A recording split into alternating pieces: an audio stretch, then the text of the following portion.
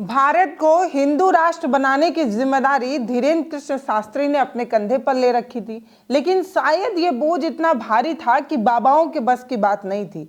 शायद हिंदू राष्ट्र बनाने के लिए तमाम बाबा लोग मंच पर खड़े होकर लोगों को अपनी तरफ आकर्षित नहीं कर पा रहे थे, बुला नहीं पा रहे थे, इसीलिए अब तमाम देवियों को इसकी जिम्मेदारी दी गई है। एकता कपूर, जिनके अंदर अभी अभी अचानक से हिंदू राष्ट्र बनाने का ललक जागा है, वो अचानक से सनातनी और हिंदू बन गई हैं। ये बात मैं इसलिए कह रही हूं कि बताइए, एकता कपूर की फिल्म कभी हिंदू राष्ट्र से जुड़ी मिली है क्या? एकता कपूर कभी कोई ऐसा सनातन का प्रचार करने वाला फिल्म बनाई है क्या? अगर बनाई होंगी तो शायद हमने नहीं देखा है। हमने तो उनकी बहुत गंदी, वाहियात और कंडम फिल्में देखी हैं। हमने ये भी देखा है कि कैसे उन्होंने अपनी फिल्मों में, अपने सीरियल्स में गंदा गंदा दिखाया है। वो युवाओं को भ्रष्ट करने के अलावा, बर्बाद करने के अलावा कोई खास काम उन्होंने किया नहीं है। लेकिन वो ये कह रही हैं कि वो उस समय जब तुलसी पार्वती जैसा किरदार का नाम रखी थी तो लोगों को आपत्ति होता था। कौन आपत्ति कर रहा था भला? किसे तुलसी और पार्वती के नाम पर बुरा लग रहा था, और जिन्हें बुरा लग रहा था वो आकर इन्हीं से, एकता कपूर से ही कह रहे थे। तब इन्होंने कहा था कि धर्म को कर्म बनाने का समय आ गया है। जब इन्होंने धर्म को कर्म बना लिया तब इन्होंने ट्रिपल एक्स जैसी वाहियात, कंडम, बकवास वेब सीरीज देने लगी, सीरियल करने लगी। इन्होंने क्या क्या बनाया है, गंदी बात जैसा सीरियल भी बनाया है, आपको पता ही होगा। वर्जिन भास्कर जैसी वाहियात चीजें भी इन्होंने ही बनाई हैं। गंदे कंटेंट परोसने वाली एकता कपूर ये कह रही हैं कि उनके अंदर जो है वो सनातन था, और कईयों बरस जब हम कोई सौभाग्य कर प्राप्त होता है हमें, तब हम हिंदू बन पाते हैं। एकता कपूर जो अचानक से हिंदू बन गई हैं और हिंदू राष्ट्र का अलग जगा रही हैं, और अब शायद भारत को हिंदू राष्ट्र बनाने के लिए एकता कपूर जैसे लोगों की ही जरूरत है। एकता कपूर ही हैं जो शायद अब भारत को हिंदू राष्ट्र बना पाएंगे, क्योंकि बाबाओं के बस की बात रही नहीं।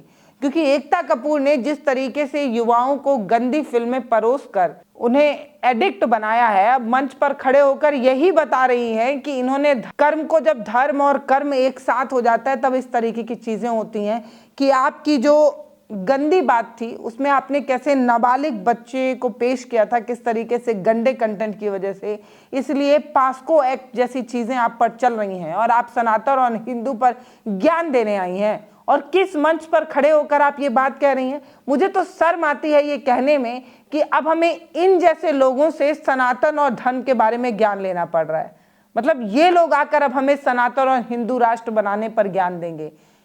चुल्लू भर पानी है तो उसमें अपना चेहरा देख लीजिए। आपने क्या किया है सनातन और हिंदू राष्ट्र के लिए आज तक? अब जब आप पर पास्को लग चुका है, आप जिस तरीके से वाहियात, गंदी, कंडम, बकवास सीरीज वगैरह बना चुकी हैं, सीरियल वगैरह बना चुकी हैं, अब आप हमें बताएंगी? अब आप भारत को हिंदू राष्ट्र बना पाएंगे और आप सनातन का प्रचार करेंगे? इससे पहले कहाँ थी आप? शायद पैसे की वजह से आप ऐसा नहीं कर पाई। ओहो, मैं भूल गई, भारत हिंदू राष्ट्र नहीं था ना, इसीलिए शायद अपने सनातन वाली चीजें नहीं बना पाई। और जिस समय आप तुलसी और पार्वती जैसा कैरेक्टर का नाम रख रही थी, अपने सीरियल में रोल्स का नाम रखती थी, उस समय लोग आपत्ति दर्ज करा रहे थे। वही लोग जो महाभारत और रामायण को सबसे पॉपुलर शो बना चुके थे। एकता जी, सच में जिस समय दर्शक महाभारत और रामायण जैसे सीरियल्स को देखा करते थे, उसे अप्रिशिएट कर रहे थे, उसे इतना ज्यादा देख रहे थे कि वो देश नहीं विदेश तक में पॉपुलर शो बन गया था, हमारा सिग्नेचर सीरियल बन चुका था, उस वक्त हमें पार्वती और सीता और तुलसी नाम से आपत्ति थी। क्या बकवास कर रही, मतलब इतना मूर्ख समझती हैं क्या आप? मतलब कुछ भी बोल देंगी। छोड़िए इनको, अब हम शिल्पा शेट्टी की तरफ बढ़ते हैं। ये शिल्पा शेट्टी और इनके पति जो हैं कुंद्रा जी, जिस तरीके से गंदी मूवीज बनाने की वजह से बुरी तरीके से फंस चुके हैं। इनकी प्रॉपर्टी, जिस तरीके से प्रॉपर्टी पर ईडी का छापा है, जिस तरीके से इनके गले में ईडी सीबीआई फंदा डाल चुका है, तब इन्हें अचानक से जो है वो राम, जय जय श्री राम, सनातन और हिंदू राष्ट्र जग गया। एक मंच पर ये लोग नजर आए, एक साथ अचानक से इन्हें हिंदू राष्ट्र और सनातन नजर आया।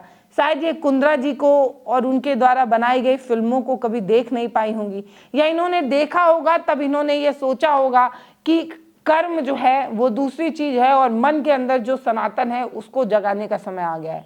मतलब जब आपका धंधे की बात आती है तब आप इस तरीके की वल्गर गंदी मूवीज बनाते हैं, पैसा कमाते हैं, और इतना सब कुछ कमाने और धंधा चलाने के बाद अंदर आपके सनातन बैठा हुआ है, इसलिए आप सनातन का प्रचार और हिंदू राष्ट्र बनाने के लिए मंच पर भी पहुंच जाते हैं।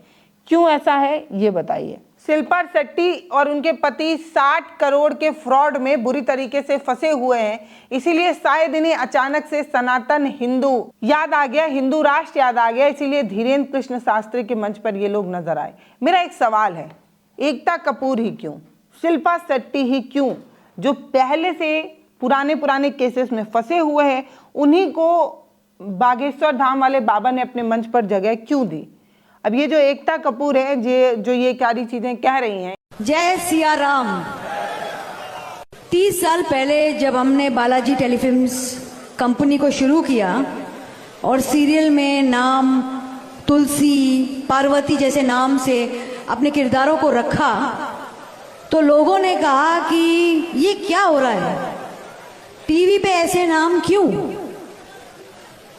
तो मैंने लोगों को कहा वक्त आ गया है हमारे धर्म को हमारे कर्म से जोड़ने का। आज महाराज भागेश्वर बाबा जी के वजह से इतना बड़ा समारोह हो रहा है, और मैं एक ही बात कहूंगी, लोग कहते हैं करोड़ों जन्मों के बाद इंसान का जन्म होता है, बट करोड़ों करोड़ों करोड़ों जन्मों के बाद इंसान को हिंदू सनातनी धर्म में जन्म होता है। तो एकता कपूर क्या कह रही हैं कि वक्त आ गया है धर्म को कर्म में बदलने का, और जब इन्होंने धर्म को कर्म में बदल दिया तब इन्होंने गंदी बात जैसा सीरियल बनाया जिसमें नाबालिग बच्चे को गलत तरीके से पेश किया, जिसकी वजह से इन पर पास्को एक्ट वगैरह लगा है। इसके बाद इन्होंने वर्जिन भास्कर और ट्रिपल एक्स जैसी सीरीज वगैरह बनाई, उसके बारे में क्या ही चर्चा करना है।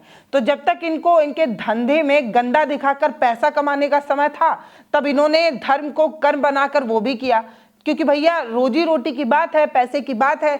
सब कुछ गंदगी परोसने के बाद अचानक से इनके मन में सनातन का ज्वाला फूट गया और अब ये हिंदू राष्ट्र बनाने के लिए मंच पर चली आई हैं, और मंच पर खड़े होकर ये धर्म को कर्म में बदल कर इस तरीके की बात कह रही हैं। शिल्पा शेट्टी जिन पर 60 करोड़ का फ्रॉड का केस चल रहा है, शायद केस के दाग को धुलने के लिए, अपने आप को सनातनी बताने के लिए, जय जय श्री राम का नारा लगाने के लिए ये मंच पर चली आई हैं। अब तमाम ऐसे लोग जैसे शिखर धवन जो पूर्व क्रिकेटर हैं, जो धीरेन्द्र कृष्ण शास्त्री की पदयात्रा में रहे, ये तमाम लोग जिन पर पहले से दाग है या किसी बुरे केस में फंसे हुए हैं, यही लोग सनातन के प्रचार में मंचों पर क्यों आ रहे हैं? क्या ये सवाल नहीं पूछा जाना चाहिए?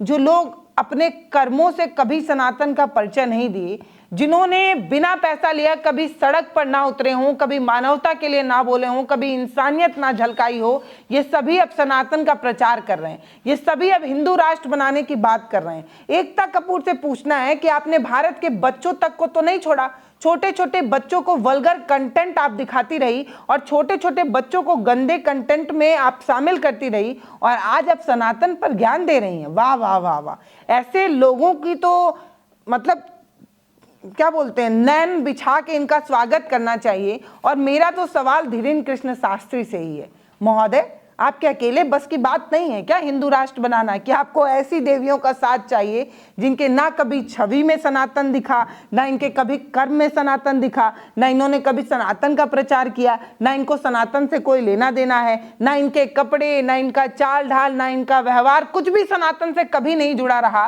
पैसे कमाने के लिए इन्होंने सिर्फ गंदगी, वाहियात, वल्गर चीजें बनाई और आज ये सनातन पर ज्ञान दे रही हैं। तो अपने फिल्मों से कितने भी गंदे गंदे इन्होंने रोल क्यों ना दिखाए हों, अपने कर्मों में इन्होंने कितने भी गंदे गंदे वाहियात कदम क्यों ना उठाए हों, लेकिन इनके मन में क्योंकि सनातन है और इन्होंने सनातन का अलग जगाने के लिए बाबा बागेश्वर धाम के चरणों में अपने आप को समर्पित कर दिया है, तो इनके सारे बुरे कर्मों को भूल जाइए और हिंदू राष्ट्र की तरफ बल चढ़िए। ये बड़ा सही है। जब आप पूरी दुनिया का गंदा काम कर लीजिए, तब गंगा नहा कर ये कहिए कि हमने गंगा नहा ली है, हमारा सारा पाप धुल दिया है। हमने 60 करोड़ का फ्रॉड जो फंसी हों, जो 60 करोड़ के फ्रॉड में फंसी हों, शिल्पा शेट्टी अब वो सनातन के लिए मंच पर बैठ गई हैं, तो भूलिए 60 करोड़ का फ्रॉड, भूल जाइए कि इनके पति ने कैसे कैसे गंदे गंदे फिल्मों को दिखाया है, और भूल जाइए एकता कपूर को, जिन्होंने आर्मी के वर्दी तक को जो है वो बदनाम किया था,